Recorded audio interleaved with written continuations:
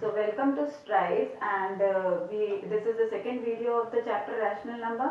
In the first video we had already discussed about the various properties of rational numbers, the various identities as well as properties also, the closure property, commutative, associative, additive identity, multiplicative identity, as well as the additive inverse and multiplicative inverse. All we have gone through, and now only one property is remaining, and that is the distributive property that we are doing today. Now distributive property, what do we understand by distributive property? When a particular thing is divided among different things, then it is called distribution. Okay, the same case we apply here, that this distributive property applies both in case of addition as well as subtraction. Both the operation multiplication, the multiplication can be distributed both over addition as well as subtraction. So this distributive property is defined like that, that if we are having if we are supposed to multiply a number by the sum of two numbers, then we can divide this number or we can distribute this number to both these numbers separately.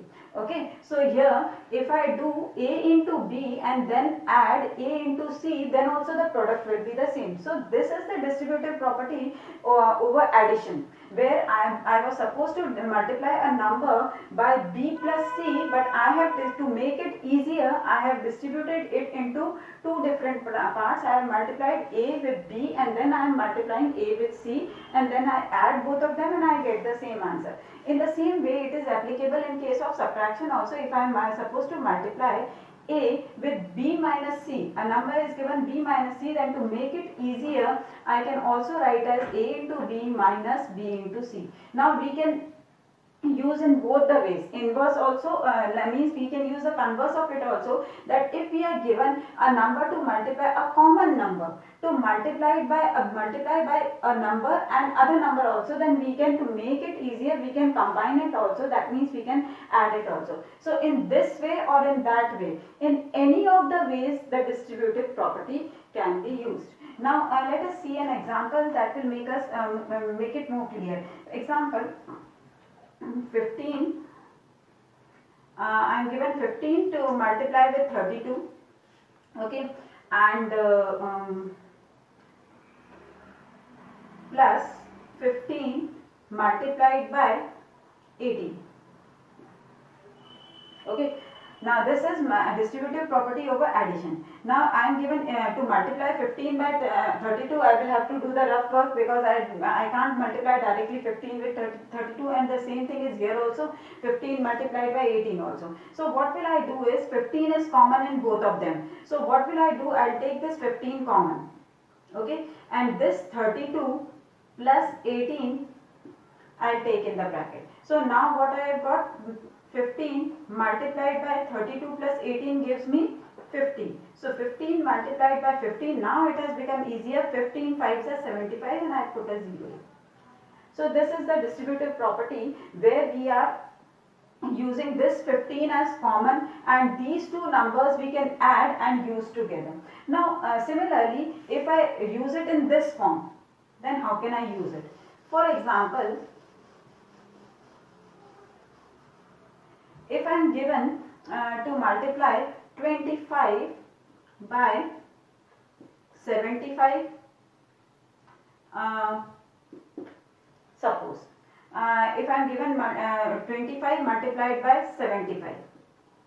Okay, now here to multiply 25 by 75, I need to do the rough work. So I can distribute it also. That means 25 if I do multiplied by 70 plus 5, then it makes it more easier. Now I need not do the rough work, because I already know that 25 into 7 gives me 175 and 25 into 5 gives me 125. Now if I add them, 0, 0, and what do I get next? Carry 1, 3. So that will be my answer. Okay, so here in both the ways it can be used. Now over here we used with addition, now we will use with the subtraction. Suppose we are having if I take a number 15, again 15 multiplied by 32. Okay, minus 15 multiplied by 12. Now in both the cases it will take time if I will multiply like this. So what do I do? Again I take 15 common and in the bracket I take 32 minus 12. Okay, so now I have got 15 into 32 minus 12 gives me 20. Okay, now 15 into 20 is easy and that is equal to 300. Okay, so here this is how the distributive property makes the question a bit easier. We can distribute the number into two parts. We can either combine the two numbers which are difficult into a single part to make the situation easier, to make the question easier. So this is the distributive property both over addition as well as subtraction. Now after distributive property in this chapter we are having, the next is to represent the numbers on the number line, the given numbers on the number line. Now, as I told you that all the real numbers can be represented on the number line. Now, how to represent those numbers on the number line? Now, first thing is, what is a number line? A number line is a line which extends indefinitely in both the directions. Okay, it has no end because numbers continue up to infinity. So number line also does not have any end. It continues up to infinity. On the right hand side we are having all positive numbers at equal intervals. On the left hand side we are having all the negative numbers at equal intervals. In between is 0. So 1, 2, 3 and here minus 1, minus 2, minus 3, minus 4, like this it goes on indefinitely in this direction also, in this direction also. That is why we put an arrow here. We never end it anywhere. Okay, so this is the number line. Now these are the integers which I have shown on the number line. Now there can be rational numbers also, irrational numbers also that can be given to represent on the number line. Now how will we represent that? Now first of all the thing is, find out that where the number is lying. Okay, and only that much part we are supposed to draw where the number is lying. That means if the number is lying between 8 and 9, then we are supposed to draw only that much part of the number line between 8 and 9. We need not draw the whole number line. Starting from the 0 up to 8, 9, it's not required. If the number is lying between 8 and 9, then we need to draw the 2 points only, 8 and 9. Now, suppose I give you an example that I am supposed to mark 3 upon 5 as well as 9 upon 4 as well as minus 3 2 upon 5. These three numbers I give to represent on the number line. Now first of all, always see whether the number given to us, if they are integers, then no problem, you can mark it. But when they are given in the fraction, then first see that whether they are in the improper fraction or proper fraction. If they are in the proper fraction, that means that number is lying between 0 and 1. Okay, and if it is in the improper fraction, then first change it into mixed fraction. That will let you know that the number is lying between which two numbers. Okay, now here minus 3 upon 5 if I am supposed to represent, then that means it is lying between 0 and minus 1. Since it is negative, so it is lying between 0 and minus 1. So what I do is, now since it is negative, it will come on the left hand side of 0, not on the right hand side of 0. So I will make a mark here, that is for 0, and here I will make a mark and that is for 1. Since it is lying between 0 and minus 1, so this is 0 and this side will be minus 1. Now, they always see that what is given to you in the numerator. Divide the number line between these two numbers into that many equal parts which is equal to the numerator. Denominator. So here the denominator is 5. So what do? I divide this distance into 5 equal parts. Okay. So 1, 2, 3 and 4. So I have divided this line into 5 equal parts, 1, 2, 3, 4, 5. Now I am supposed to mark minus 3 upon 5. So what do? From here I start counting minus 1 upon 5, minus 2 upon 5, minus 3 upon 5, minus 4 upon 5, and this is 5 upon 5, that is why equal to minus 1. So where does this 3 upon 5 lie? Here, minus 3 upon 5. Okay, so this is the method that whatever is the number given to you, first see whether it is proper or improper. If it is proper, that means it is lying between 0 and 1. Then just see the denominator. In the distance between 0 and 1, divide that distance into that many equal parts which is equal to the denominator. Okay, and after that count the number of points that is given in the numerator from 0. That will give you the exact point. Okay, now the improper fraction, taking the second one, improper fraction. Now improper fraction, as I told you, should first be converted into mixed fraction. So converting into mixed fraction, what do I get? 2 1 upon 4. Okay, now what does this tell me? That this number lies somewhere between 2 and 3. Okay, so now since it is on the right hand side, since it is a positive number, so it lies on the right hand side of 0. So I will mark here 2 points, 2 and 3. Okay, because I know that this number is greater than 2 and less than 3. So I have marked 2 points on the number line 2 and 3.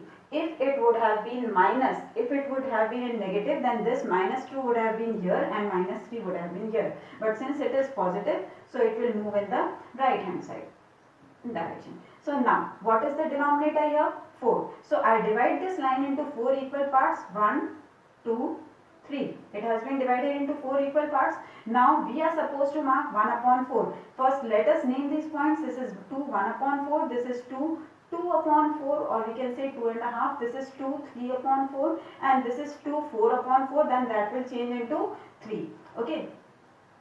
Now we are supposed to mark 2, 1 upon 4. So here comes 2, 1 upon 4. Is that clear? Now the third is minus 3, 2 upon 5. Now how will we mark that?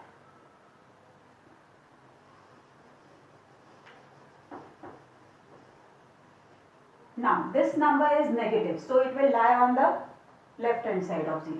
Okay, so here second thing, this number is minus 3, 2 upon 5. So it lies somewhere between minus 3 and minus 4. So I will mark a point minus 3 here and minus 4 here. If it would have been positive, then 3 would have been here and 4 would have been here. Now we are supposed to mark minus 3, 2 upon 5. So 5 is the denominator. I divide this line into 5 equal parts. 1, 2, 3, 4. 1, 2, 3, 4, 5. Now 2 upon 5. So from here I start counting. 1 upon 5, 2 upon 5, 3 upon 5, 4 upon 5, and 5 upon 5 changes into a whole number. Now, sorry, an integer here. Now we are supposed to mark 2 upon 5. So this is the number minus 3, 2 upon 5.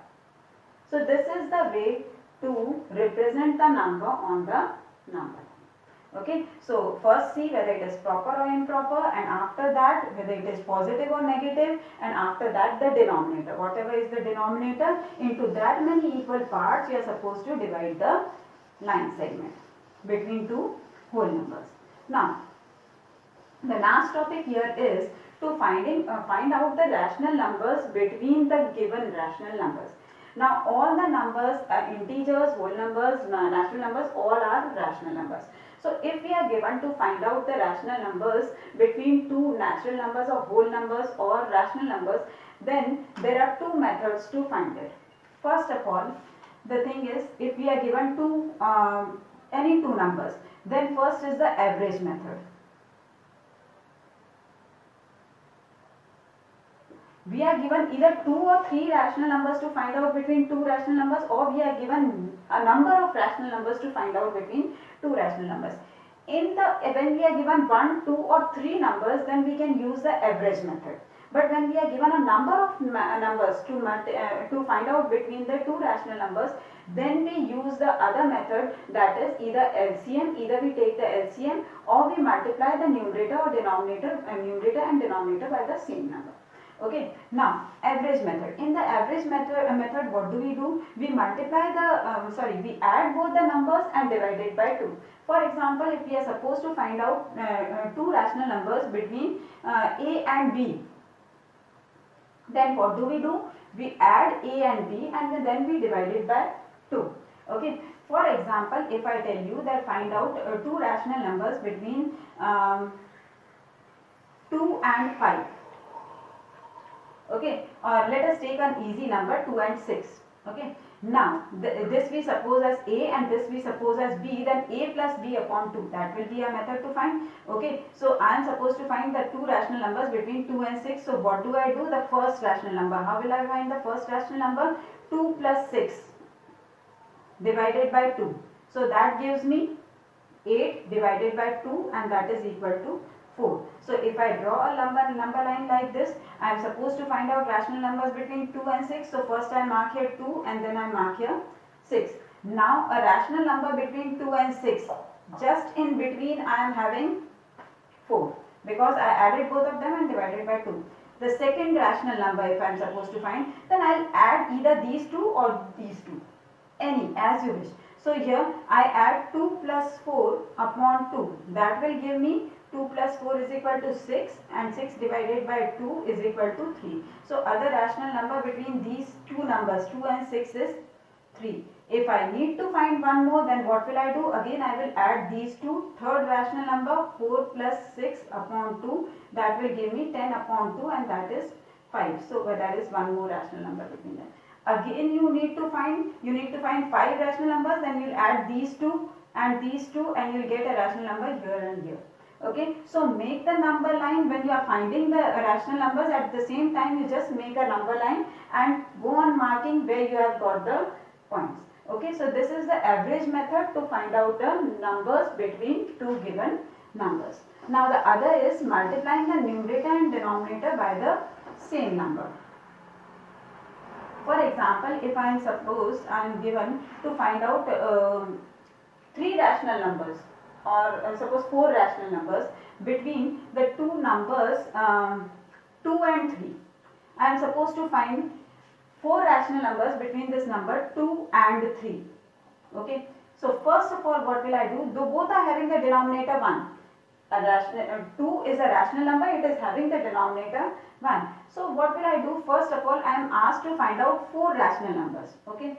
So number of rational numbers that I am supposed to find is 4. What I will do? I will add 1 to it and I get here 5. Okay. Now what will I do? I will just multiply the numerator by this number 5. Okay. So I will get the rational number there. Now 2 upon 1 into 5 upon 5 gives me 10 upon 5. Okay. Now 3 upon 1 into 5 upon 5 gives me 15 upon 5.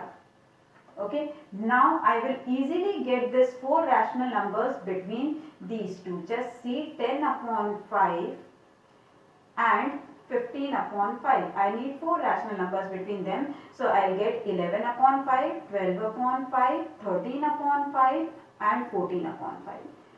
This is my answer. So just see that how many rational numbers you are supposed to find. Add 1 to it and whatever number you get in the answer, by the same number you just multiply and the numerator and denominator with that number and you will get the number of rational numbers between them. Okay, so we have got here the 4 rational numbers. Okay, now the next thing is when you are given already the rational numbers in fraction, to multiply to find out the rational numbers between them. Example, if I say find few 2 or 3 rational numbers between 2 upon 7 and 3 upon 5. Okay. Now 2 upon 7 and 3 upon 5 both are just different numbers. Okay. We don't know that how many rational numbers, we can't imagine the rational numbers between them. We have to calculate. Now first of all we have to equate them in some manner. Okay. So what will I do? I will take the LCM of 7 and 5 and that is LCM is equal to 35. Now we equate it in some manner. Okay. So what will I do? I just multiply this numerator and denominator by such a number that I get the denominator 35. So what do I get? 2 upon 7 into 5 upon 5. That gives me 10 upon 35. Okay. The next is 3 upon 5. So again I multiply it by 7 upon 7. So this gives me 21 upon 35. Okay, now these are the two numbers between which I am supposed to find out the rational numbers. Now from this one is the smaller and this one is the greater. So what will I do? I will first mark it on the number line. From here 10 upon 35 and 21 upon 35. Now there are innumerable rational numbers which I can find between them. Then if I want to find more, now how many are there right now? From 10 to 21 I am having 11 upon 35, 12 upon 35, 13 upon 35, 14 upon 35, 15 upon 35, like this up to 20 upon 35 I am having. So beyond that also, if a 10 rational numbers I am already having, if I need to find 20 rational numbers, then what will I do? Again I will multiply the numerator and denominator by 2. That will give me, if I multiply it by 2, what do I get? 20 upon 70. And here what do I get? 42 upon 70. So between 20 and 42 again you are having many rational numbers. So you can find innumerable rational numbers between them. So the method here is to first take the LCM and then multiply the numerator and denominator by the same number, so that first you equate the denominator. When you equate the denominator, you come to know that which one is greater and which is smaller. So you can mark them on the number line, and between them you can mark the numbers on the number line. So like this we can find innumerable rational numbers between the given numbers. Now if I need to find 20, then what do? I have multiplied it by 2 upon 2 and this also by 2 upon 2. So I have got 20 upon 70. So I can continue writing here the numbers between the number line, between the number 10 upon 35 and 21 upon 35 up to 42 upon 70. So that will give me 20 rational numbers between the two rational numbers 2 and 7. So we have discussed here two methods. One is the average method and one is the multiplying the numerator and denominator by the same number to get the required number of rational numbers. In the first one we had the whole numbers in which we had the denominator 1. So what did we do? We just multiplied the number, we got the number that how many rational numbers we are supposed to find out between the two numbers. For example, if we are supposed to find 4 rational numbers between the two numbers, then we'll add 1 to it and we get 5 and we multiply 5 upon 5 to it. And if we need to find 10 rational numbers between them, then what do? I add 1 to it and get 11. So I multiply here 11 upon 11 to get 10 rational numbers between them. Okay, so these are the methods to find out innumerable rational numbers between the two numbers. I hope the topic is clear to you. The whole rational numbers chapter is completely clear to you. If you like the video, then definitely subscribe for it and share it. Okay, thank you. भाई साहब उठो तो सही, कम से कम बंद कर दीजिए इतना